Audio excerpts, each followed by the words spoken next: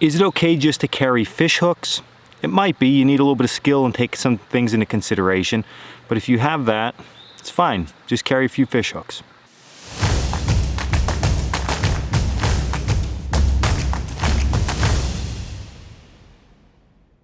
Why I'm saying is it okay to just carry a few fish hooks is because I showed a video that I carry a little bit more comprehensive fishing kit. Comprehensive being 2 bobbers, some sinkers, hooks, and line.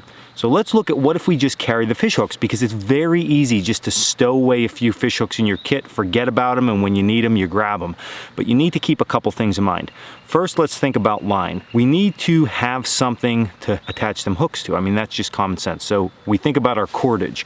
Now, it depends on what type of cordage you have. If you have the infamous 72 bank line, actually number 12 bank line, or something smaller, this might work, but this is pretty thick to just put a small hook on. So you're going to have to sit and break this down into single strand cordage.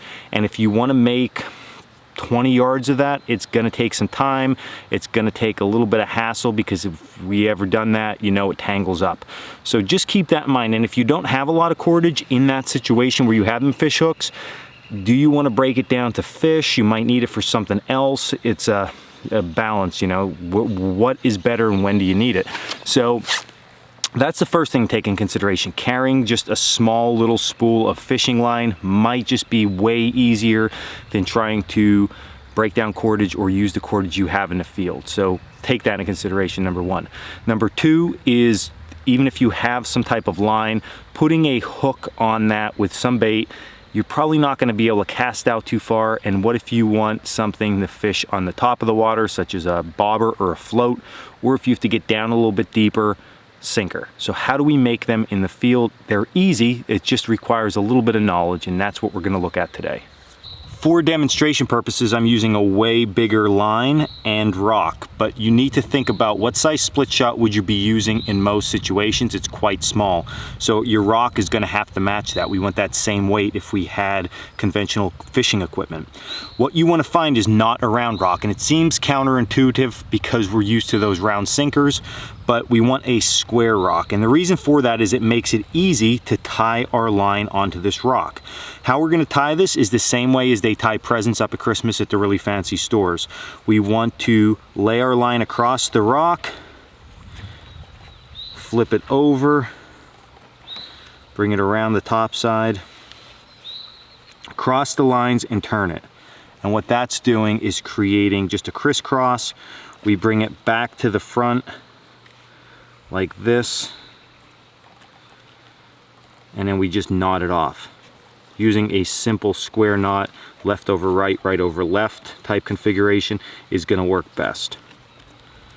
Pull that down good and tight. Now you could see why we wanted that square shape, because it allows us to tie this on and not fall off. There's really no way to tie that round rock on without doing some carving to the rock itself.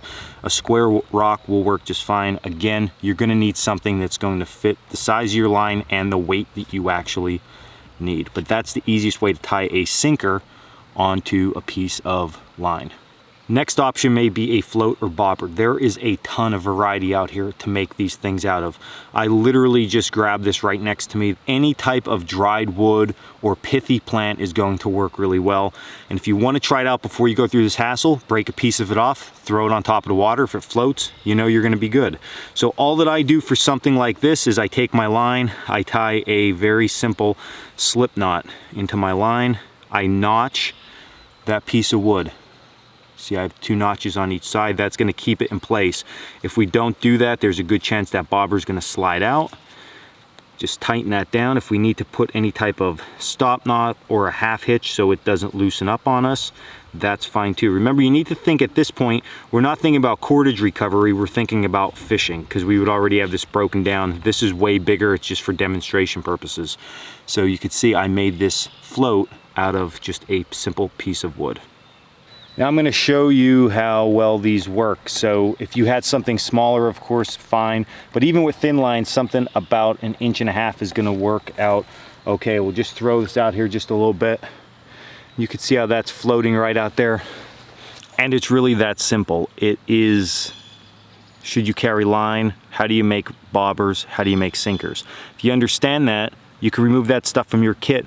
But as you can see with just that quick demonstration, having a few sinkers, having 2 bobbers, and having some line is just a winning combination. But you can always just carry hooks as long as you watch this video and now understand how to make this stuff from the landscape. It's an easy option. This was Dan Walwack with Coalcracker Bushcraft. Stay in the woods.